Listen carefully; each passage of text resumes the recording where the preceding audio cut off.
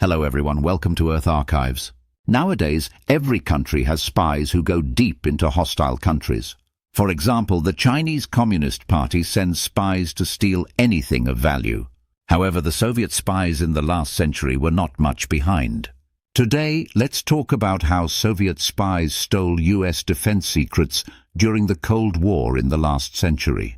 Please subscribe to the show before it starts and share it with your friends if possible. In 1970, at a social gathering held by a business firm near New York City, Sergei Viktorovich Petrov, a Russian national, found himself casually chatting with an aerospace engineer from Grumman Aircraft Engineering Corporation. The conversation seemed innocuous enough at first, a simple exchange of pleasantries. But as they spoke further, Petrov casually revealed that he was, in fact, a Russian citizen employed by the United Nations, working as a translator for scientific papers. He went on to mention that he lived in New York City with his wife and daughter and had received training in aerospace engineering. With the ease of one sharing mundane details, he added that he was under a 5-year contract, giving his life in the States a veneer of stability. As the conversation flowed, the engineer, intrigued, shared his own background, revealing that he was involved in the design and planning for the F-14 fighter jet, a project tied closely to the US Navy's military ambitions. The engineer, however, spoke with a hint of pessimism. He mentioned that his company had recently laid off a significant number of engineers, and as a result, his future prospects at Grumman seemed grim. He spoke openly about his personal financial adjustments in response to the uncertainty, discussing how his consumption habits were evolving in reaction to the unpredictable future. Just as the evening began to wind down, Petrov, ever the gracious host, insisted on buying the engineer a drink. He told the man that he was pleased to have met him and would look forward to seeing him again soon, perhaps even treating him to a steak dinner. A week later, at precisely 7 p.m., the engineer took him up on the offer, agreeing to meet Petrov for dinner. What began as a simple exchange between two strangers was about to lead into a much darker, far more complicated web of intrigue than either of them could have imagined. Petrov and the engineer met as planned the following week. Following Petrov's suggestion, the engineer drove with him to a restaurant in Amityville, Long Island.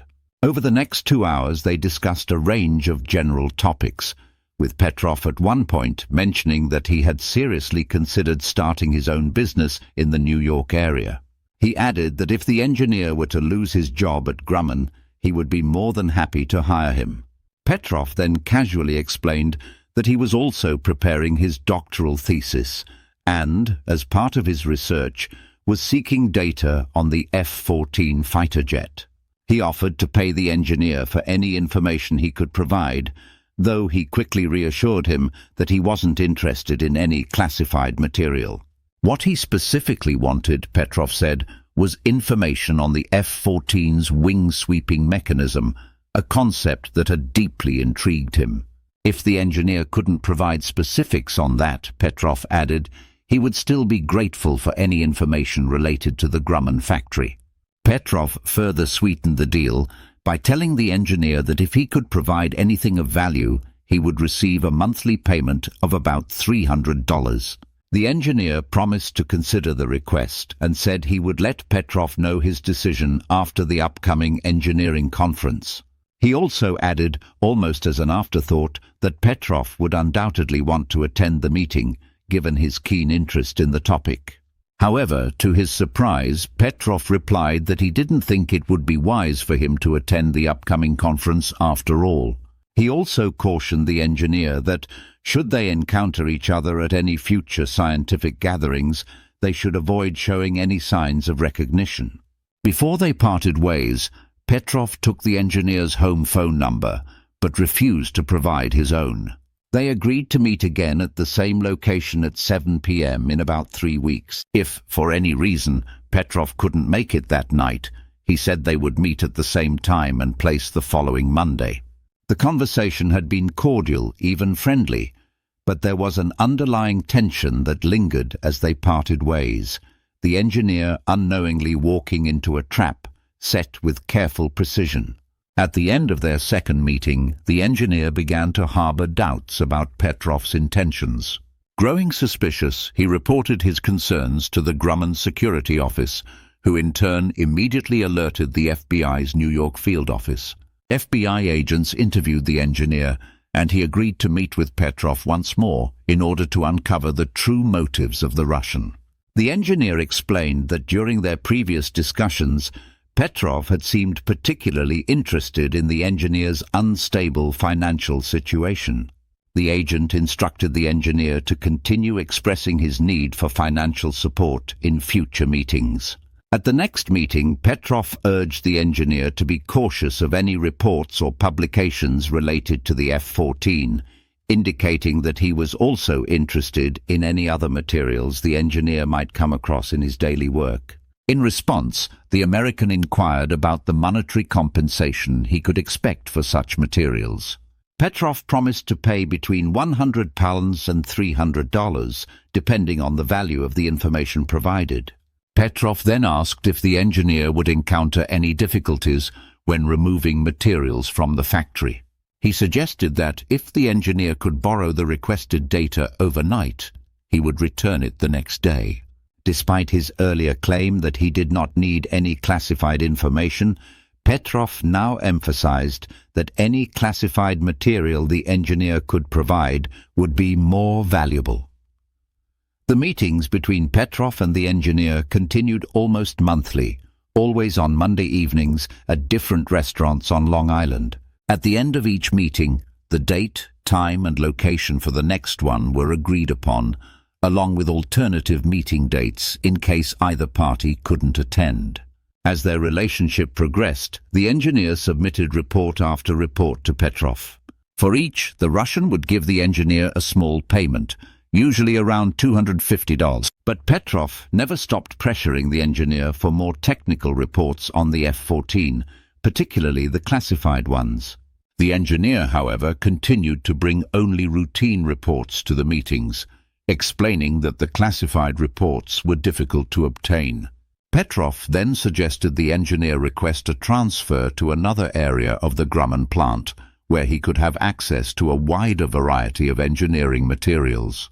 He promised to compensate the engineer for any potential loss of wages due to the move. Months passed, and under Petrov's persistent encouragement, the engineer eventually provided some blueprints related to the F-14 wing design. He warned the Russian that he would need the blueprints returned by the next day before he went back to work. At that point, Petrov offered the engineer a portable photocopier, eliminating the need for him to physically bring the original reports and blueprints to future meetings. At their March 1, 1971 meeting, Petrov handed the engineer the inexpensive photocopier. He suggested that the engineer use the machine in a motel room, assuring him that all associated costs would be reimbursed. This arrangement would allow the engineer to return the original reports to his office the following day, while providing Petrov with a copy during the next meeting. During that meeting, Petrov mentioned that he might be returning to the Soviet Union for a vacation in May. However, he made it clear that he expected the engineer to keep busy obtaining and copying F-14 reports while he was away. The relationship between Petrov and the engineer had now moved into a dangerous and unsettling phase, with the engineer unknowingly continuing to serve as a key player in Petrov's espionage scheme. Just before his return to Russia on May 19, 1971, Petrov established a schedule for their future meetings. In odd-numbered months, their meetings would occur on the first Monday of the month, while even-numbered months would see them meet on the second Monday. If either party missed a regular meeting, the backup meeting date was set for the following Monday of the same month. Petrov then informed the engineer that he would be returning to the United States in August, and they agreed to meet on August 9th at a restaurant near Islip on Long Island. After returning from the Soviet Union, their dinner meetings resumed with regularity. They continued to meet at the designated restaurants, discussing the engineer's employment prospects at Grumman and the materials he had managed to bring. After dinner, they would typically leave the restaurant, get into the engineer's car and exchange F-14 reports and money. Petrov would then exit the car and walk away from the area. In earlier meetings, Petrov had driven himself to the meeting locations, but as time passed, he began driving to a nearby train station, a few stops away from the meeting place, and then taking the train to his final destination. Petrov explained to the engineer that being so far from New York, no one would recognize him, though he was concerned that the police might start taking notice of his car after a while.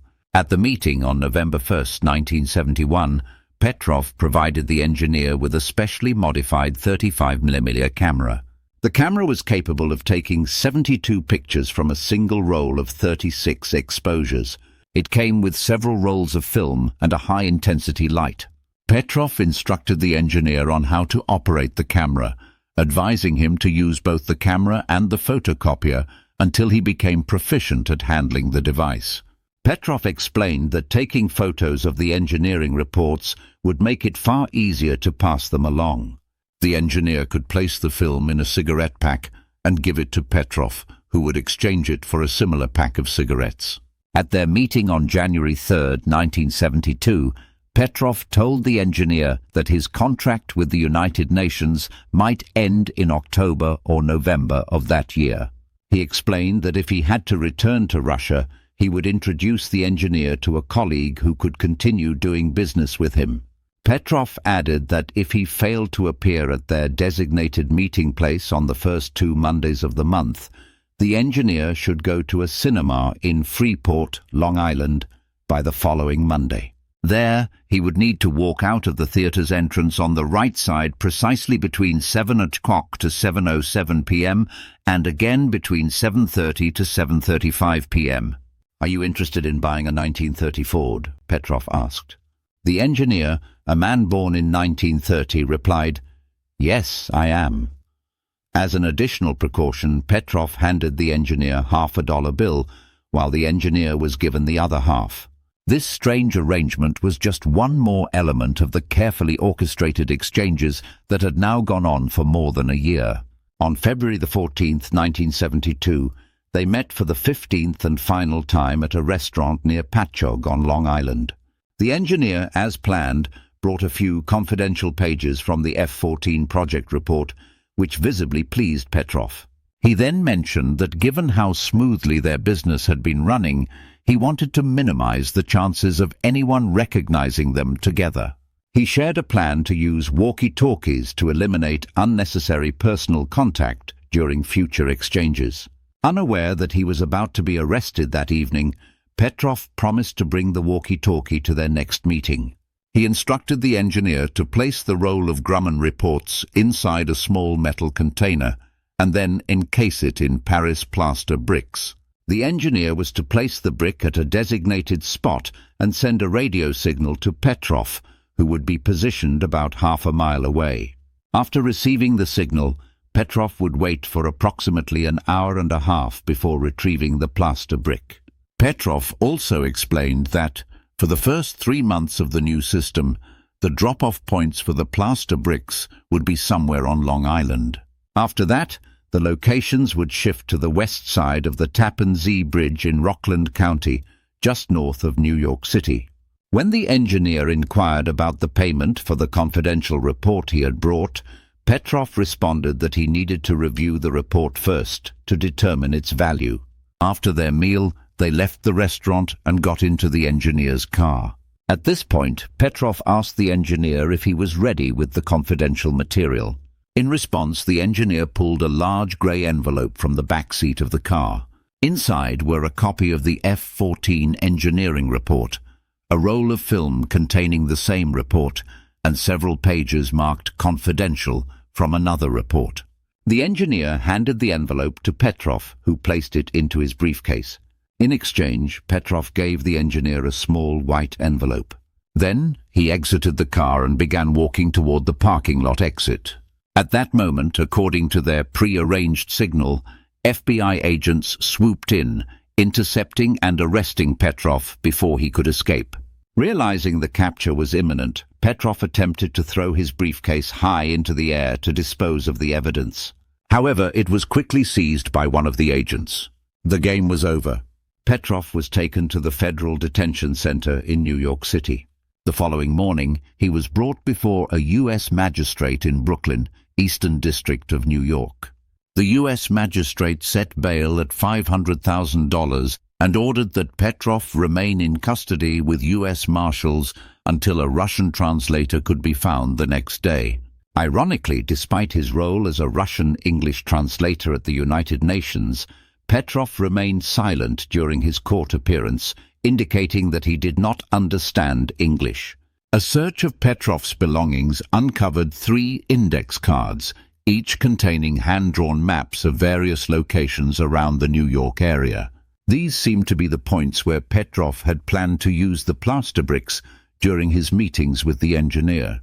Petrov was arraigned, and after the bail was reduced from $500,000 to $100,000, he was released. On February 17, 1972, a federal grand jury returned an indictment accusing Petrov of espionage and violations of the Foreign Agents Registration Act. However, on August 14, 1972, the indictment was dismissed, following instructions from the White House to the U.S. Department of Justice. The decision to drop the charges came after Petrov was granted court approval to return to the Soviet Union. High-ranking U.S. officials believed that the dismissal was in the best interest of America's national and foreign policy objectives. The case had become a delicate political matter, and ultimately, the move was seen as a pragmatic choice for international diplomacy.